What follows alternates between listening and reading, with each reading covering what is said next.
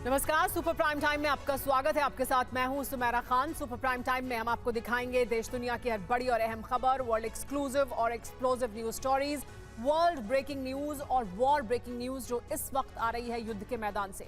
तो शुरुआत super prime time की युद्ध के मैदान से आ रही इस वक्त की बड़ी खबर के साथ। अभी अभी यूक्रेन के नीप्रो पर बहुत बड़ा हमला हुआ है। रिहायशी इलाकों में रूस ने दागी हैं कई मिसाइल। रूस के हमले में 6 लोग गंभीर रूप से घायल हो गए हैं। नीप्रो पर Tu-95 बॉम्बर से भी बम बरसाए गए हैं। नीप्रो के अलावा लवीव पर भी एयर स्ट्राइक की गई है। 29 मार्च की सुबह क्रेमलिन ने यूक्रेन में स्पेशल 4 ऑपरेशन शुरू किया और उसके कई शहरों को शमशान बना दिया गया। रूस के 26 न्यूक्लियर बॉम्बर, फाइटर जेट, युद्धपोत और ड्रोन हमलों से यूक्रेन के कई शहर धधकने लगे। लेकिन इस ऑपरेशन की खास बात यह है कि इससे पूरे यूरोप में रूसी हमलों का डर फैल गया है, क्योंकि रूस ने एक विशेष हथियार का इस्तेमाल करके यूक्रेन के रडार स्टेशन और एयर डिफेंस सिस्टम निष्क्रिय कर दिए। इसके साथ ही पोलैंड और मोल्डोवा की तरफ से मिसाइलें लॉन्च कर दी। पुतिन ने संकेत दे दिए हैं कि वो एक बड़े हमले की भूमिका तैयार कर चुके हैं। पूरे रूस सहित दुनिया के कई देशों का समर्थन हासिल करने के लिए इसे धर्म युद्ध में बदल दिया गया है। कैसे, देखिए ये रिपोर्ट। यूक्रेन जिन पश्चिमी देशों के अत्याधुनिक हथियारों के दम पर रूस के शक्ति सामर्थ्य से मुकाबला करने में जुटा, वो एक झटके में बेकार हो गया।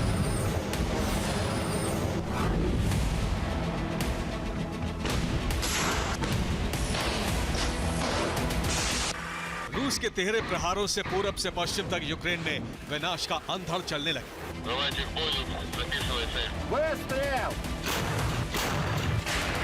29 मार्च की सुबह रूस ने यूक्रेन पर एक साथ 4 तरह से विध्वंसक हमले किए।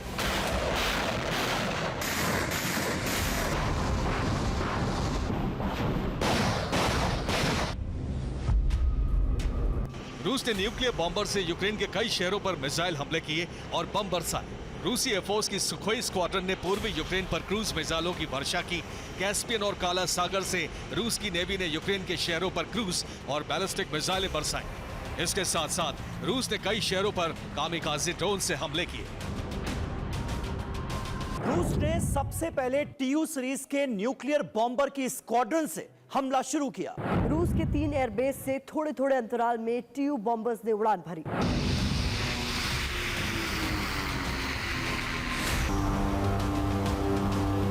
रूस ने Tu-95 MS, Tu-22 M3 और Tu-22 बॉम्बर यूक्रेन पर हमला करने के लिए रवाना किए।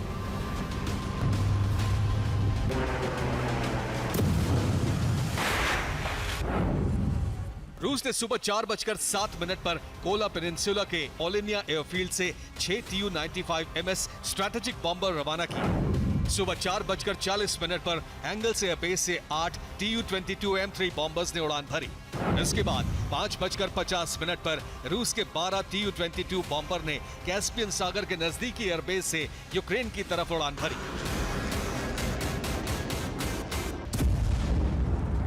इसके 30 मिनट बाद यूक्रेन पर विध्वंसक मिसाइलों की बारिश शुरू हो गई।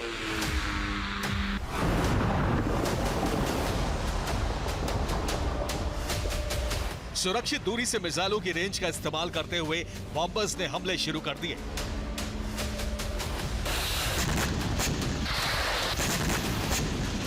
यूक्रेन के कई शहरों में मिसाइल हमलों से बड़ी तबाही हुई है। सुबह से अब तक 2 दर्जन से ज्यादा परमाणु बॉम्बर अलग अलग ग्रुप में यूक्रेन में बमबारी कर रहे हैं।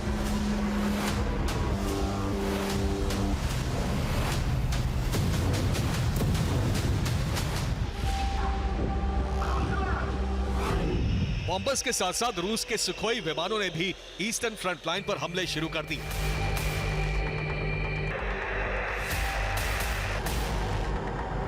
रूस ने ग्लाइडिंग बम से भी हमले किए।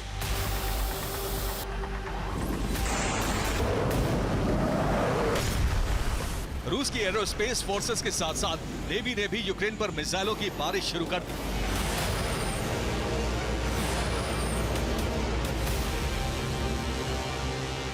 कैस्पियन सागर में तैनात रूस के युद्धपोतों ने यूक्रेन पर क्रूज और बैलिस्टिक मिसाइलों से हमले शुरू कर दिए। इसके साथ साथ ब्लैक सी में तैनात नेवल फ्लीट ने भी यूक्रेन के कई शहरों पर KH-101 और KH-555 मिसाइलों से हमले किए। यूक्रेन के कई शहरों में लगातार मिसाइलों के विस्फोट गूंजने लगे। यूक्रेन के कई शहरों में मिसाइल हमलों से आग लग गई। लेकिन हैरत की बात यह है कि यूक्रेन के कई रेडार स्टेशन इन हमलों को पूरी तरह ट्रैक और ट्रेस नहीं कर पाए।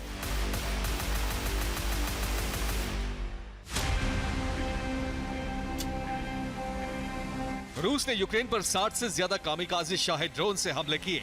39 मिसाइलें यूक्रेन के शहरों पर बरसाई गई। 17 KH-101 क्रूज मिसाइलें रूसी नेवी ने फायर की। कैस्पियन सागर से 5 KH-555 मिसाइलें दागी गई। Iskander short range ballistic missile से भी 4 हमले किए गए। लेकिन यूक्रेन के रडार इन हमलों में से केवल 6 हमलों को ही ट्रेस कर पाए।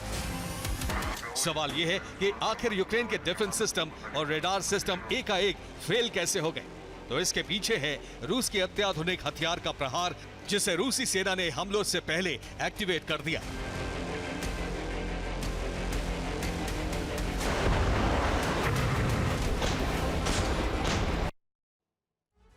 यूक्रेन पर एयर और मिसाइल रेड शुरू करने से पहले रूसी एरोस्पेस फोर्सेस के कमांड एंड कंट्रोल सेंटर से एक स्पेशल ऑपरेशन शुरू किया गया। यूक्रेन के एयर डिफेंस सिस्टम और रडार स्टेशन को सिग्नल सर्विस देने वाले सैटेलाइट को रूस ने हैक कर लिया। कमांड और कंट्रोल सेंटर में ऐसी तरंगें छोड़ी गईं जिससे यूक्रेन को मिलने वाले सैटेलाइट के सिग्नल जाम हो गए। यूक्रेन के कई रडार स्टेशन और एयर डिफेंस सिस्टम में खामी आ गई। रडार स्टेशन रूस के हमलों को ट्रेस नहीं कर पाए और एयर डिफेंस सिस्टम की प्रिसीशन गाइडेड मिसाइलें भी सैटेलाइट सिग्नल ना मिलने की वजह से लॉन्च नहीं हो सकी। इसीलिए रूस इतने बड़े और सटीक हमले करने में कामयाब हो गया।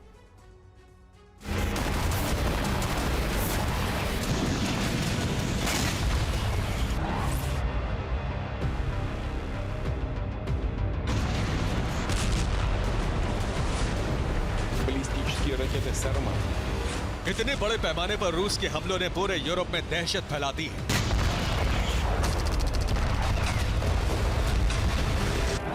यूरोप के कई नेटो देश अपने अपने सिक्योरिटी सिस्टम को क्रॉस चेक और अपग्रेड करने पर विचार करने लगे हैं।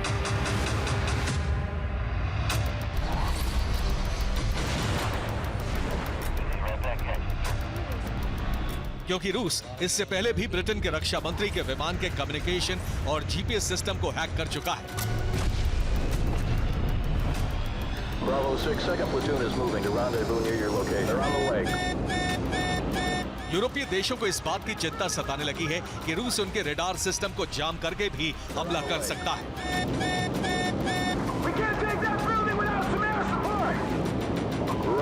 खास बात यह है कि नेटो देशों पर हमले की कोशिश 29 मार्च की सुबह ही हो चुकी है।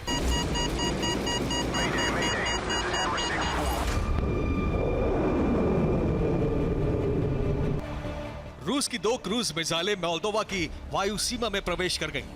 रडार सिस्टम पर मिसाइलें नजर आते ही मोल्दोवा में अलर्ट सायरन गूंजने लगे। रूस की एक मिसाइल पोलैंड की तरफ भी बढ़ी। पोलैंड ने तुरंत फाइटर जेट उड़ाकर चेतावनी जारी कर दी। हालांकि रूस ने बाद में मिसाइल मैन्यूवर सिस्टम से उसका रास्ता बदल दिया। ये संकेत है रूस अब नेटो देशों के रडार सिस्टम का टेस्ट कर चुका है और यूक्रेन की तरह उनके रडार स्टेशन और एयर डिफेंस सिस्टम भी हैक किए जा सकते हैं।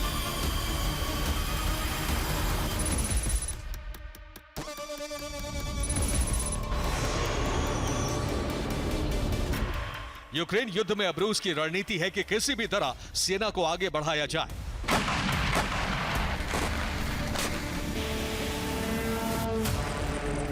रूस की इन्फैंट्री को आगे बढ़ाने के लिए मिसाइल हमले किए जा रहे हैं। यूक्रेनी सेना को काउंटर करने के लिए बम और मिसाइल हमले हो रहे हैं।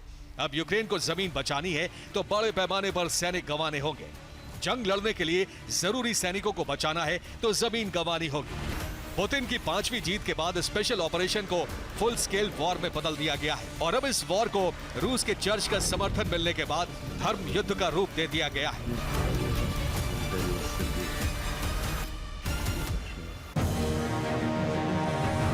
अट्ठाईस मार्च को रूस के सांस्कृतिक, राजनीतिक और धार्मिक क्षेत्र की हस्तियों की बैठक हुई। रूस के सबसे बड़े धर्म स्थल cathedral of saviour the Christ में यह बैठक हुई। बैठक में रूस के ऑर्थोडॉक्स चर्च प्रमुख पैट्रियार्क किरिल ने युद्ध को होली वॉर यानी पवित्र युद्ध घोषित कर दिया। रूस के धर्मगुरु ने कहा है कि शैतानी शक्तियां आज ऑर्थोडॉक्स ईसाई समुदाय के भविष्य पर हमला कर रही हैं। रूस दुनिया के 30 करोड़ ऑर्थोडॉक्स ईसाई समुदाय को भावनात्मक रूप से युद्ध से जोड़ना चाहता है। रूस ने पहले स्पेशल ऑपरेशन को फुल स्केल वॉर में बदला, इसके बाद इलेक्ट्रॉनिक वॉरफेयर शुरू किया और अब बाइडेन के खिलाफ धर्म युद्ध घोषित करके नेटो विनाश का प्लान एक्टिवेट कर दिया है।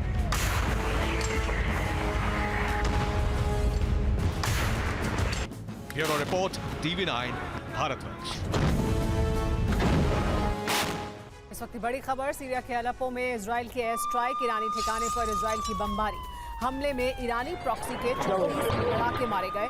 ईरानी प्रॉक्सी का हथियार गोदाम तबाह हो गया है।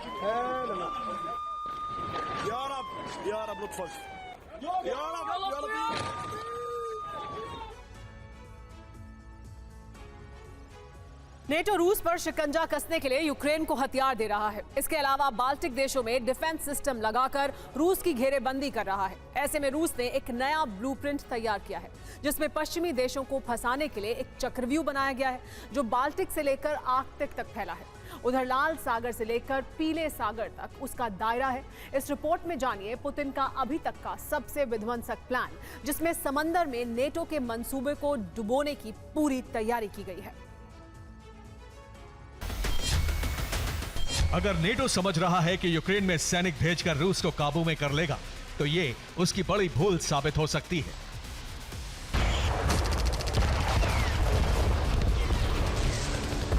क्योंकि नेटो के खिलाफ पुतिन ने तबाही का परमिट तैयार कर लिया है। एक ऐसा चक्रव्यूह रचा है जिससे यूरोप में नेटो के सदस्य देश तबाह हो जाएंगे।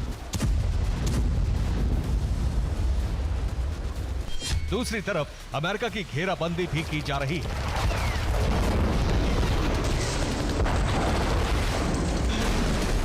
बैटल ऑफ ब्लू जोन शुरू होने वाली है। काला सागर, लाल सागर, बाल्टिक सागर के बाद अब युद्ध की आग पीले सागर से आर्कटिक महासागर तक फैलने वाली है। पुतिन का फोकस यूरोप पर है, लेकिन मिडिल ईस्ट और अमेरिकी प्रायद्वीप में अमेरिका को घेरने के लिए वो चीन और ईरान के साथ मिलकर एक विध्वंसक ब्लूप्रिंट पर काम कर रहा है। सीधे तौर पर जंग रूस वर्सेस अमेरिका होने वाली है। इसके लिए पुतिन ने दुनिया भर के समंदर में जबरदस्त तैनाती की है, क्योंकि रूस मान चुका है कि यूरोप में किसी भी देश पर हमला किया जाता है तो नेटो आर्टिकल 5 लागू करके रूस पर एक साथ हमला कर सकता है। और इसके लिए तैयारी भी शुरू कर दी है। नेटो के 14 सदस्य देश यूक्रेन को F-16 की खेप देने जा रहे हैं। फ्रांस अपने सैनिक और मिराज 2000 भेज रहा है। स्वीडन ने लातविया अपनी सेना भेज दी है। जर्मनी बड़े पैमाने पर अपने हथियार यूक्रेन भेज रहा है। एस्टोनिया पहले ही यूक्रेन सैनिक भेजने की बात कह चुका है। नेटो ने ब्लैक सी में वॉर ड्रिल शुरू की है। यूक्रेन में नेटो ने कमांड सेंटर बना लिए हैं। इसके अलावा बाल्टिक देशों के बॉर्डर पर डिफेंस सिस्टम लगा दिए हैं। साथ ही बाल्टिक और ब्लैक सी में नेटो ने युद्धपोत और सबमरीन उतारकर रूस को जबरदस्त चैलेंज किया है। यानी नेटो के हर फ्रंट पर शिकंजा कसना शुरू कर दिया है। अब सवाल उठ रहा है, रूस की घेराबंदी करना कहीं नेटो के लिए मुसीबत ना खड़ी कर दे। इस बारे में अमेरिका के डिफेंस एक्सपर्ट एल्ब्रिच कॉल्बी का कहना है, हम पुतिन की धमकी को ज्यों का त्यों नहीं ले सकते, बल्कि खतरा उससे कहीं ज्यादा बड़ा है। मेरा मानना है कि रूस ईस्टर्न नेटो देशों के लिए बड़ा खतरा बनता जा रहा है। अमेरिका और नेटो की घबराहट बढ़ती जा रही है, क्योंकि पुतिन का खौफ सिर्फ यूरोप तक सीमित नहीं है, बल्कि रूस अब अलास्का और कैलिफोर्निया वापस लेने की बात करने लगा है। रूसी पत्रकार व्लादिमीर सोलोव्योव ने इस पर बड़ा खुलासा किया है। Я согласен с теми, кто говорит, что Россия занимает несправедливо. Должна больше занимать. Гораздо больше. Возвращать исторические земли надо, само собой. Калифорния, То есть восстанавливать Гавайи, историческую справедливость. Однозначно. Вот. А что касается справедливости, вот это Финляндия, Прибалтика, конечно, все наше. только Польшу оставим. Нет, как? Ну вы же уже полякам Львов отдали. Ну правильно, но внутри территории. Российской Польши, Ну, да? конечно. Ясно. Давайте Аляску заберем, остальное не согласен. Нет, и Аляска тоже. Все, нет. यानी पुतिन सीधा अमेरिका से टकरा रहे हैं। ऐसे में नेटो सतर्क हो चुका है, कहीं यूक्रेन की वजह से खतरा सारे नेटो देशों तक न आ जाए। यही वजह है कि नेटो पहले डिफेंस लाइन बना रहा है, फिर वो रूस पर आक्रमण की तैयारी करेगा।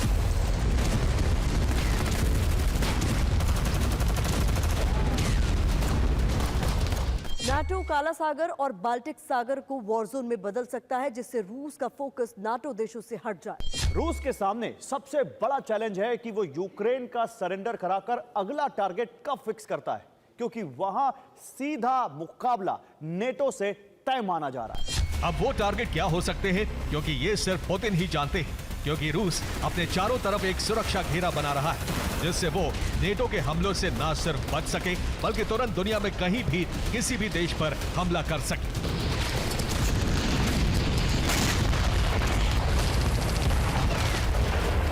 पुतिन का ब्लूप्रिंट ऐसा है जिससे समंदर में बारूदी जंग के आसार बढ़ गए हैं, क्योंकि रूस ने काला सागर में अपने युद्धपोत लगा दिए हैं, जिनसे यूक्रेन, रोमानिया, मोल्डोवा पर हमला कर सकता है। इसके अलावा भूमध्य सागर में युद्धपोत और सबमरीन की तैनाती की है, जहां से फ्रांस, इटली और स्पेन पर हमला किया जा सकता है। इसी तरह नॉर्थ सी में रूसी युद्धपोत तैनात है, जहां से ब्रिटेन, आयरलैंड और जर्मनी पर टारगेट है, जबकि बाल्टिक सी में तैनाती करके बाल्टिक देश, डेनमार्क और पोलैंड पर रूस हमला कर सकता है। नॉर्वेजियन सी से नॉर्वे, स्वीडन और फिनलैंड रूस के निशाने पर रहेंगे, और आर्कटिक महासागर में पड़ने वाले बैरेंट और काला सागर से नेटो के वॉरशिप के सामने रूसी युद्धपोत तैनात है। रूस ने पहली बार कोरियाई प्रायद्वीप के पीले सागर में युद्धपोत लगाकर अमेरिका को काउंटर किया है, जबकि अब लाल सागर में युद्धपोत भेजकर पुतिन ने ब्रिटेन, इजराइल और यूएस के युद्धपोत पर हमला करने की तैयारी कर ली है।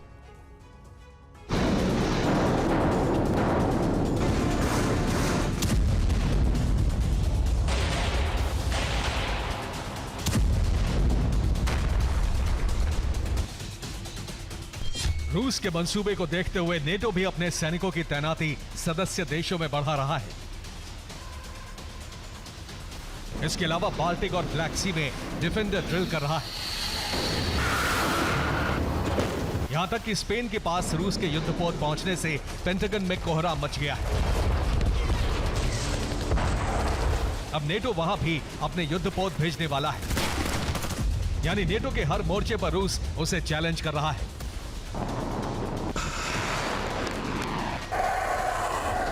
इसी तरह पीले सागर और लाल सागर में रूस ने घेराबंदी की है। पीले सागर यानी कोरियाई प्रायद्वीप में नॉर्थ कोरिया के साथ मिलकर अमेरिका, साउथ कोरिया और जापान से टकराने को तैयार है। वहीं रूस ने पैसिफिक फ्लीट से युद्धपोत लाल सागर में उतार दिया है, जो ईरान के साथ मिलकर टास्क फोर्स से टकराएगा, जबकि वहां हूती पहले से ही टास्क फोर्स के लिए मुसीबत बना हुआ है।